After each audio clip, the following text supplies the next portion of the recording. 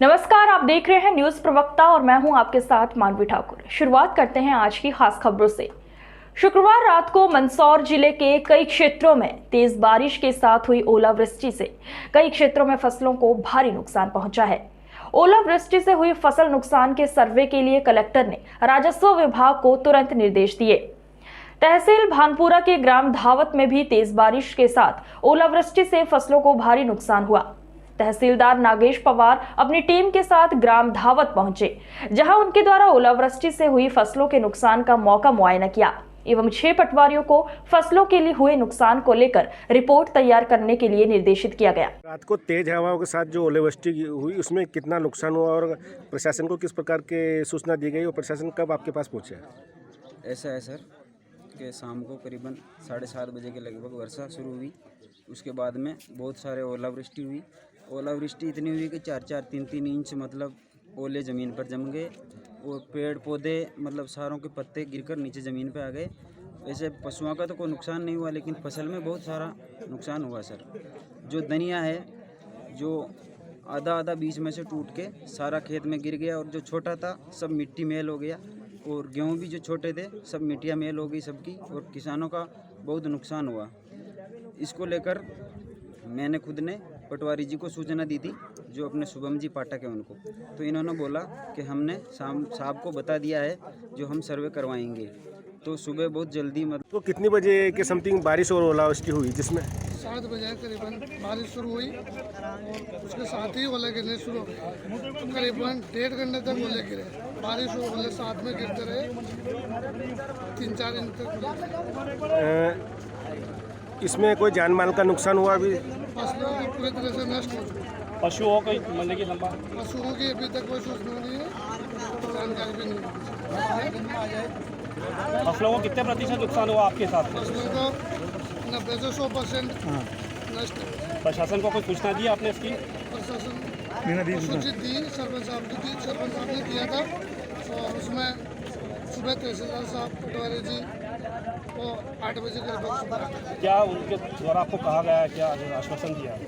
उसने बताया कि 100% नुकसान है तो आपको उचित मुआवजा दिया जाएगा। सर, भानपुरा तहसील के कई ग्रामीण क्षेत्र में ओलावृष्टि हुई रात में, जिसमें सबसे ज़्यादा सुनने में आया कि धावत बुजुर्ग पंचायत में हुआ। तो आप सर्वे पे है तो क्या कुछ पाएगा और क्या कुछ कहेंगे उसमें?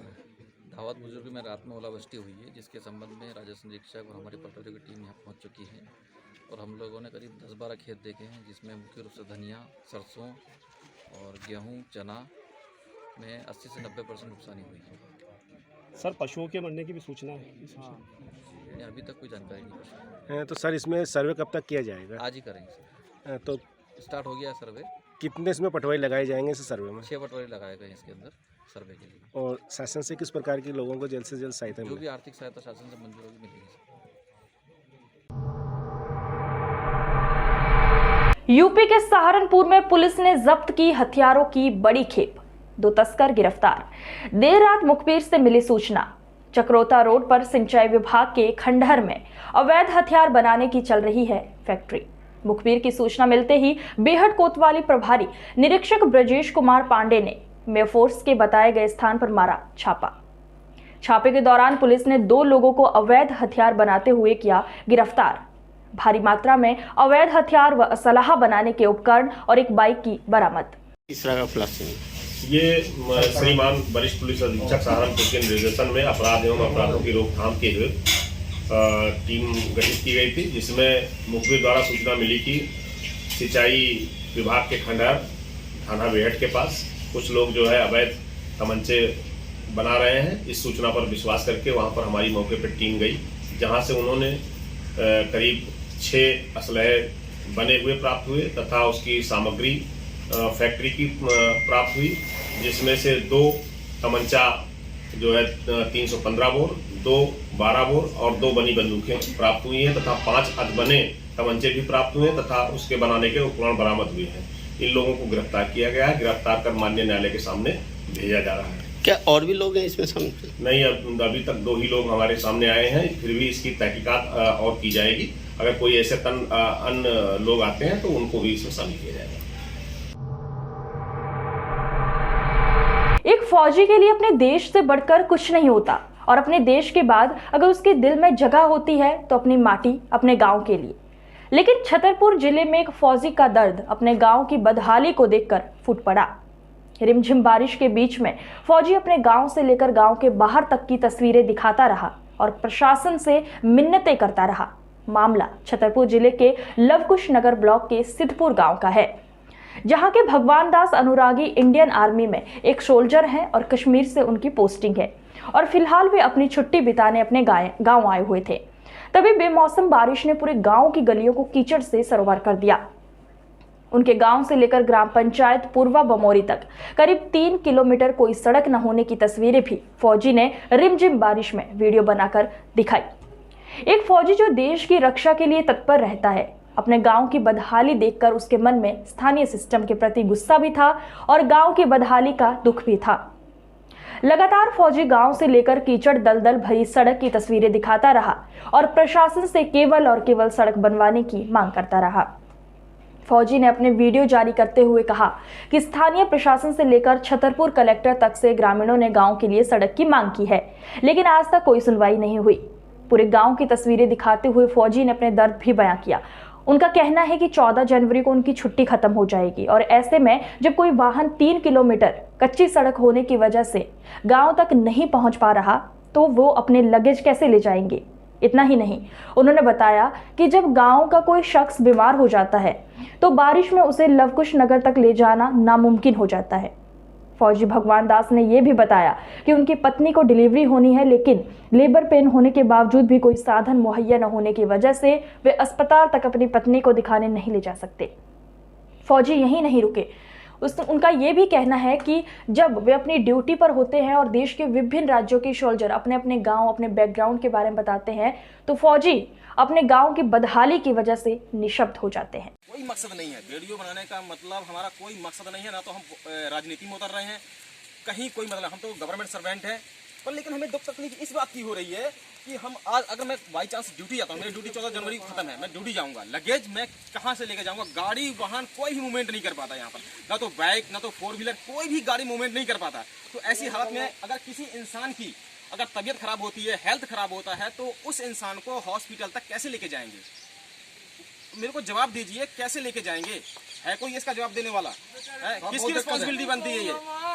ये तो सरपंच की जिम्मेदारी बनती है भाई। 5 साल में हम सरपंच किस लिए बनाते हैं? किस लिए एक छोटी सी ब्रांच रखते हैं सरपंच की? मतलब एक छोटा सा टास्क है सरपंच का, जो ड्यूटी है। अगर वो सरपंच अपनी ईमानदारी से ड्यूटी नहीं निभाता है तो फिर ऐसा सरपंच बनाने का मतलब क्या हुआ? अब देखिए ये हालत है गाँव की। अभी तो ये कुछ नहीं है, अभी तो ये गाँव के मैं आपको लाइव दिखा रहा हूँ। सभी को जय हिंद। मेरा मैं भगवान दास फ्रॉम आर्मी से, और मेरा गांव का नाम सिद्धपुर है, पंचायत पूर्व मोरी पड़ती है, ब्लॉक एंड तहसील लवकुश नगर लगता है, जिला छतरपुर और मध्य प्रदेश के रहने वाले हैं। मैं अपना जो समस्या है उस समस्या को सोशल मीडिया के थ्रू शेयर करना चाहता हूँ। मेरी समस्या कुछ नहीं है, बस यही समस्या है कि एक तो गांव की हालत बहुत ख़राब है, जो मैंने पहले भी दिखा चुका हूँ वीडियो में, बना चुका हूँ वीडियो में। और दूसरी समस्या ये है कि हमारा गाँव और ये पुरवा, ये हमारा 3 किलोमीटर का डिस्टेंस पड़ता है। जो रास्ता हमारा बहुत ही कच्चा रूट है, बहुत ही दिक्कत आती है। मतलब दिक्कत इसलिए आती है कि आप देख रहे हो इस रास्ता को, जब भी बारिश होती है तो बारिश के दौरान हम लोग यहाँ से अपने गांव से ना तो कोई सब्जी मार्केट करने जाना है या फिर कोई कुछ चीज़ शॉपिंग करने जाना है। अगर किसी की मतलब चलो सब्जी वब्जी तो चलो घर में एडजस्ट कर लेते हैं, लेकिन अगर किसी की बाय द वे अगर हालत ख़राब होती है, किसी का हेल्थ ख़राब होता है, तो समझ लो कि उस इंसान की अगर तबीयत सीरियस होती है, हेल्थ सीरियस होता है, तो उसको बचाने वाला कोई नहीं। क्यों? क्योंकि हॉस्पिटल हमारा पड़ता है लवकुश नगर। जिला मुख्यालय कोरिया बैंकुटपुर से सटे ग्राम पंचायत खरवत के महुआ पारा में नहर से सटे रोड आज तक बिना सड़क, पानी, बिजली के रह रहे हैं और उसके लिए मशक्कत कर रहे हैं। ग्रामीणों का कहना है कि उनकी सुध लेने वाला कोई नहीं। दिनांक 7/1/2022 दिन शुक्रवार को न्यूज प्रवक्ता की टीम वहां पहुंची, ग्रामीणों से मूलभूत सुविधाओं के बारे में जाना। खरवत ग्राम पंचायत के महुआ पारा में आज के युग में न तो बिजली, पानी, सड़क के लिए कोई भी व्यवस्था नहीं। लोग इन व्यवस्थाओं के लिए तरस रहे हैं। यहाँ तक कि 4-5 साल के बच्चों को आंगनबाड़ी जाने के लिए डैम को पार करना पड़ता है। कितने ही बुजुर्गों, श्रमिकों का पंजीकरण कितने ही बुजुर्गों और श्रमिकों का पंजीयन तक नहीं किया गया। और नहर में पसरी गंदगी की ग्राउंड रिपोर्ट देखकर अंदाजा लगा सकते हैं कि यहाँ के ग्रामीणों का क्या हाल है। इधर ग्रामीणों ने सरपंच, सचिव और नेताओं के बारे में बताया कि 5 साल में एक बार भी गांव में वोट मांगने आते हैं और बड़े बड़े वादे करके भूल जाते हैं। इन सब चीजों की जानकारी सरपंच, सचिव से मांगी तो फोन भी नहीं उठाते और ग्रामीणों के हक पर डाका डालकर अपना पेट भरने में लगे हुए हैं। नमस्कार दोस्तों, जैसा कि आप स्वच्छ भारत हमारे मोदी जी का कार्यक्रम है, हमारे कैमरामैन ब्रिजेश साहू दिखाएंगे इधर कि आज हम हैं बैकुंठपुर के मानापारा में और यहाँ के डैम की हालत जहाँ बच्चे नहाया करते हैं, और आप हमारे कैमरामैन ब्रिजेश वहाँ दिखाएंगे कि वहाँ पे बच्चे लोग का आंगनबाड़ी केंद्र है और यहाँ पर आप देख सकते हैं गंदगी से भरपूर कचरा, पानी, और यहाँ तक कि यहाँ पर बहुत सारी गंदगी वाली चीज़ें, और रोडों को भी आप देख सकते हैं कि रोड किस टाइप का है यहाँ। और आज तक यहाँ कोई भी शासन की ओर से कोई भी नेता, कोई भी मंत्री इस ओर ध्यान नहीं दिया। और मैं जानना चाहता हूँ यहाँ के नगर पंचायत या जिला पंचायत के अध्यक्ष या उपाध्यक्ष जो भी हों शासन सत्ता में, उनसे ये जानना चाहूँगा कि क्या गांव के लोग आज भी मूलभूत सुविधाओं के लिए क्या ऐसे ही लड़ते रहेंगे, या फिर और भी मतलब कितने काम होते हैं जो यहाँ के निवासी करते हैं। आज हमारे साथ मौजूद है गांव के एक बुजुर्ग, आइए हम जानते हैं उनसे कि हमारे मतलब इनके गांव में क्या क्या समस्या है। और आज तक कोई नेता, कोई जनप्रतिनिधि, चाहे कांग्रेस हो चाहे भाजपा, अभी वोट का समय है इसलिए मैं जानना चाहूँगा। और ये हमारे बाबा मतलब दादाजी हैं, उनसे मैं पूछना चाहूँगा कि दादाजी आज तक कोई नेता आपसे पूछने आया? कोई नहीं आया सर। आज तक आपको वृद्धा पेंशन मिलता है? हाँ, मैं रेलवे में ड्यूटी किया हूँ, पेंशन मिल रहा है। और इधर का रोड के लिए आप लोग आवेदन दिए थे? नहीं दिए थे गाँव वाले। नहीं दिए हैं गांव वाले आवेदन। सरपंच, सचिव ये तो लोग देखने नहीं आते हैं साहब। सचिव देखने नहीं आते हैं, सरपंच भी देखने नहीं आते नहीं हैं। आते हैं कि क्या सरपंच कर का रहा क्या नाम है? सरपंच का मैं भूल गया हूँ, यही पारा में है सर। सचिव का नाम? सचिव कौन है पता नहीं है साहब। और आज तक रोड के लिए भी मतलब कोई प्रस्ताव नहीं। आप लोग ने जो ये कचरा जमा हुआ है जहाँ आप लोग नहाते धोआते हैं, ठीक ना, कपड़ा उपड़ा सब गांव की महिलाएं वो चीज करती हैं। दीदी आप बताइएगा कि इधर थोड़ा क्या समस्या है, आप भी बताइए लोगों को। ये लाइट जाएगा, पूरा लाइट भी नहीं है, अंधेरिया में गति हम गए।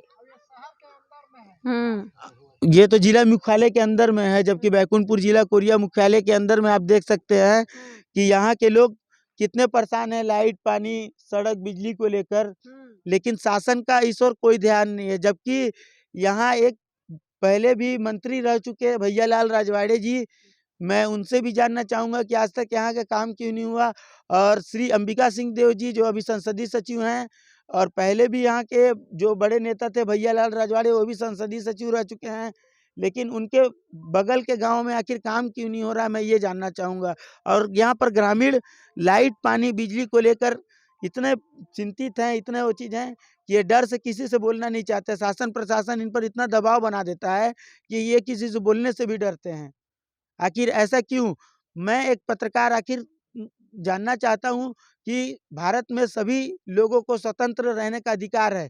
जब इनको वो सुविधा नहीं मिल रही है, जो सुविधा नहीं मिल रही है उसको मेरा आदरणीय श्री कलेक्टर महोदय से निवेदन रहेगा, कोरिया कलेक्टर से, कि यहाँ आए और यहाँ के सरपंच, सचिव और सभी को देखें और यहाँ का निर्माण करवाएं, और जो नाली है और पानी है ये सबकी साफ सफाई कराएं। शनिवार को मुखबिर से प्राप्त सूचना पर खाद्य विभाग खंडवा के कार्यपालिका अधिकारियों द्वारा कार्यवाही कर राहुल नामदेव पिता कैलाश नामदेव खारी बावड़ी ऊंट कुआं शिवाजी चौक के पास नगर खंडवा में राहुल नामदेव के रहवासी मकान के प्रथम तल में अवैध रूप से संग्रहित घरेलू गैस के 58 गैस सिलेंडर पाए गए, जिनमें भारत पेट्रोलियम कंपनी के 20 भरे एवं 6 खाली, हिंदुस्तान पेट्रोलियम कंपनी के 10 भरे एवं 18 खाली और इंडियन ऑयल कंपनी के 6 खाली गैस सिलेंडर पाए गए। खाद्य आपूर्ति अधिकारी ने बताया कि सभी गैस सिलेंडर मौके पर जब्त किए जाकर स्थानीय श्रीजी गैस एजेंसी नगर खंडवा के प्रबंधक श्री राजेश राठौर को सुपुर्द नामे पर दिए गए। उन्होंने बताया कि कार्यवाही के दौरान घरेलू गैस सिलेंडर का अवैध क्रय विक्रय एवं भंडारण किया गया। मुख्य विस्फोटक नियंत्रण से भंडारण स्थल की अनुज्ञप्ति नहीं ली गई। निवास स्थल में अत्यधिक मात्रा में गैस सिलेंडर संग्रहित किए गए थे। किसी भी गैस कंपनी का अधिकृत डीलर विक्रेता प्रदायकर्ता होकर नहीं मिला है। कार्यवाही में केंद्र सरकार द्वारा जारी नियंत्रण आदेश, द्रवीकृत पेट्रोलियम गैस प्रदाय और वितरण विनियमन आदेश एवं गैस सिलेंडर नियम 2004 की धारा 44 का स्पष्ट उल्लंघन पाया गया, जो कि आवश्यक वस्तु अधिनियम 1955 की धारा 3 सहपठित धारा 7 के अंतर्गत दंडनीय अपराध है। आज की खबरों में बस इतना ही। देखते रहिए न्यूज़ प्रवक्ता। नमस्कार।